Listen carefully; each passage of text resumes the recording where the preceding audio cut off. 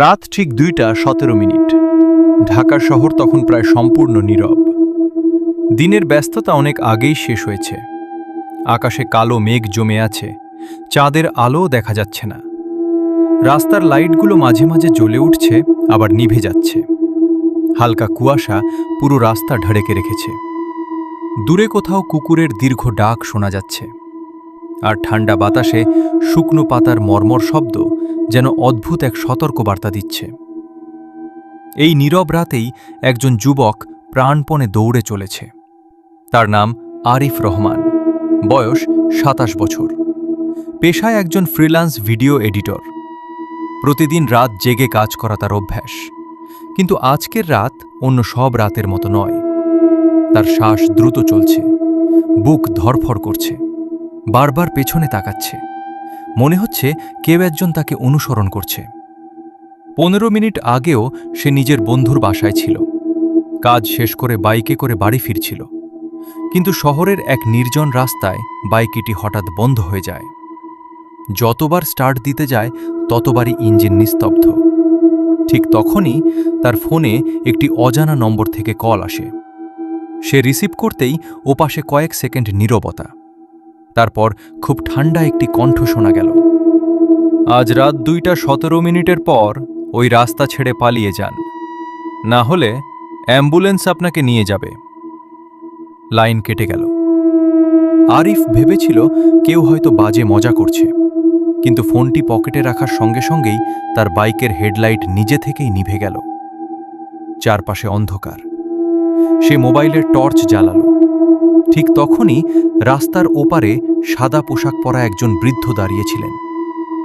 বৃদ্ধ ধীরে ধীরে হাত তুলে রাস্তার শেষ মাথার দিকে ইশারা করলেন। আরিফ চিৎকার করে বলল, চাচা, একটু সাহায্য করবেন?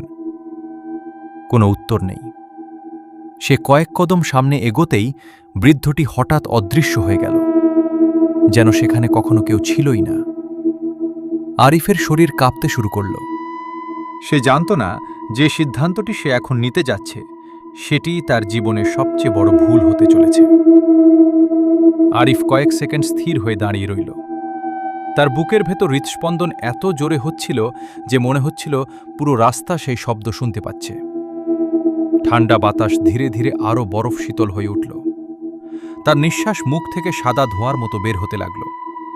সে একবার পেছনের অন্ধকার রাস্তার দিকে তাকালো। চারপাশে কেউ নেই, কোনো গাড়ি নেই, কোনো মানুষ নেই, মোবাইল ফোনে কোনো নেটওয়ার্ক নেই। হঠাৎ তার ফোনের স্ক্রিন নিজে থেকেই জ্বলে উঠল।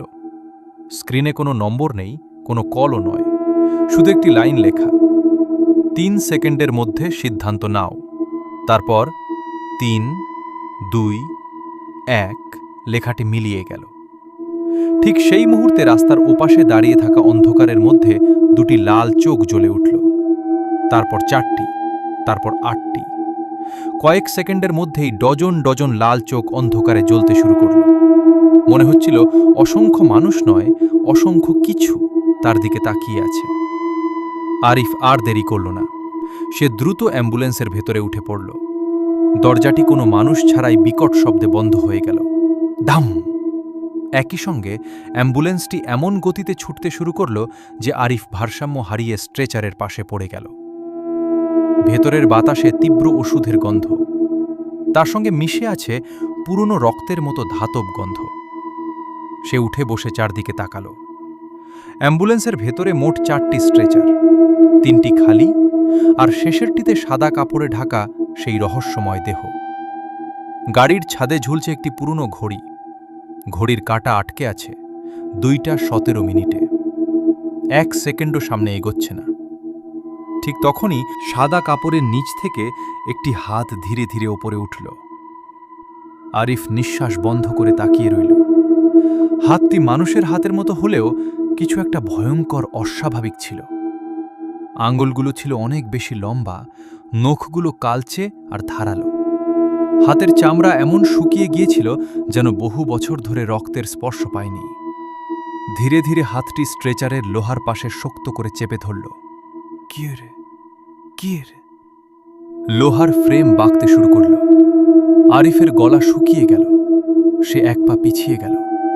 ঠিক তখনই অ্যাম্বুলেন্সের ভেতরের নীল আলো একবার জ্বলে উঠল, আবার নিভে গেল। আলো ফিরে আসতেই সে দেখল সাদা কাপড়ের নিচে থাকা দেহটি ধীরে ধীরে উঠে বসছে। প্রথমে মাথা, তারপর কাঁধ, তারপর পুরো শরীর। সাদা কাপড়টি আস্তে আস্তে নিচে পড়ে গেল। আরিফের চোখ বিস্ময়ে বড় হয়ে গেল। সে যা দেখল তা বিশ্বাস করার মতো নয়। স্ট্রেচারে বসে থাকা মানুষটির মুখ হুবহু আরিফের নিজের মুখ। একই চুল, একই দাড়ি, একই শার্ট, এমনকি বাম গালের ছোট তিলটাও একই জায়গায়। আরিফ কাপা গলায় বলল, না, এটা হতে পারে না। স্ট্রেচারে বসে থাকা সেই মানুষটি ধীরে ধীরে মাথা তুলল। তার চোখ বন্ধ। কয়েক সেকেন্ড পর চোখ দুটি খুলে গেল, কিন্তু সেখানে কোনো সাদা অংশ নেই, শুধু গভীর কালো অন্ধকার। সে ধীরে ধীরে হাসল, তারপর খুব শান্ত গলায় বলল, তুমি অনেক দেরি করে ফেলেছ আরিফ। আরিফ চিৎকার করে দরজার দিকে ছুটে গেল। সে দরজার হাতল ধরে প্রাণপণে টানতে লাগল। একবার, দুইবার, 10 বার, কিন্তু দরজা এক চুলও নড়ল না। হঠাৎ অ্যাম্বুলেন্সের ভেতরে ধাতব কণ্ঠে একটি ঘোষণা ভেসে এলো, পরবর্তী গন্তব্য মৃতদের হাসপাতাল, পৌঁছাতে সময় 3 মিনিট। আরিফ থমকে গেল। সে জানলার বাইরে তাকালো। যে রাস্তা দিয়ে তারা আসছিল সেটি আর নেই। চারদিকে শুধু ঘন সাদা কুয়াশা। তার মধ্যে সারি সারি ভাঙা অ্যাম্বুলেন্স। প্রতিটি অ্যাম্বুলেন্সের দরজা খোলা, আর প্রতিটি দরজার সামনে সাদা পোশাক পরা মানুষ চুপচাপ দাঁড়িয়ে আছে। কিন্তু তাদের কারো মুখ নেই, শুধু ফাঁকা কালো অন্ধকার। আর ঠিক তখনই হাসপাতালের প্রধান দরজাটি নিজে থেকেই ধীরে ধীরে খুলতে শুরু করল। ভারী লোহার দরজাটি খুলতেই এমন এক বিকট শব্দ হলো, যেন বহু শতাব্দী ধরে সেটি কেউ খোলেনি। কর কর। অ্যাম্বুলেন্সটি ধীরে ধীরে হাসপাতালের ভেতরে প্রবেশ করল। গেট পার হওয়ার সঙ্গে সঙ্গে বাইরের সব শব্দ এক মুহূর্তে মিলিয়ে গেল। সাইরেন থেমে গেল। ইঞ্জিনের শব্দও নেই, শুধু গভীর অস্বাভাবিক নীরবতা। আরিফ জানলার বাইরে তাকালো। হাসপাতালের উঠোন জুড়ে সারি সারি অ্যাম্বুলেন্স দাঁড়িয়ে আছে। কিছু একেবারে নতুন, কিছু মরিচা পড়ে ভেঙে গেছে। কিন্তু সবচেয়ে ভয়ঙ্কর বিষয় ছিল, প্রতিটি অ্যাম্বুলেন্সের কাঁচের ভেতর কেউ একজন বসে আছে। তারা কেউ নড়ছে না, শুধু আরিফের দিকে তাকিয়ে আছে। ঠিক তখনই তাদের সবাই একসঙ্গে ধীরে ধীরে মাথা ঘুরিয়ে তার দিকে তাকালো। আরিফ দ্রুত চোখ ফিরিয়ে নিল। তার বুকের ভেতর কাঁপুনি শুরু হয়ে গেছে। অ্যাম্বুলেন্সটি হাসপাতালের জরুরি বিভাগের সামনে এসে থামল। দরজা নিজে থেকেই খুলে গেল। বাইরে দাঁড়িয়ে আছে 4 জন মানুষ, সাদা ডাক্তারি পোশাক, কিন্তু তাদের মুখ দেখা যাচ্ছে না। সবাই কালো মুখোশ পরে আছে। তাদের একজন ঠান্ডা গলায় বলল, রোগী এসে গেছে। আরেকজন একটি মোটা রেজিস্টার খুলল। সে ধীরে ধীরে বলল, নাম? কেউ উত্তর দিল না। সে নিজেই লিখে ফেলল, আরিফ রহমান, মৃত্যু রাত 2:17। আরিফ চিৎকার করে উঠল, আমি মরিনি, আমি বেঁচে আছি। 4 জনের কেউই তার দিকে তাকালো না। তারা যেন তার কথা শুনতেই পাচ্ছে না। ঠিক তখনই স্ট্রেচারে বসে থাকা আরিফের মতো মানুষটি নিজে থেকেই নিচে নেমে দাঁড়ালো।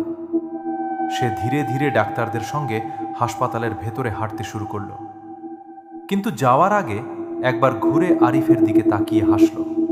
তারপর বলল, যদি বাঁচতে চাও 3 তলার 307 নম্বর কেবিনে যেও না।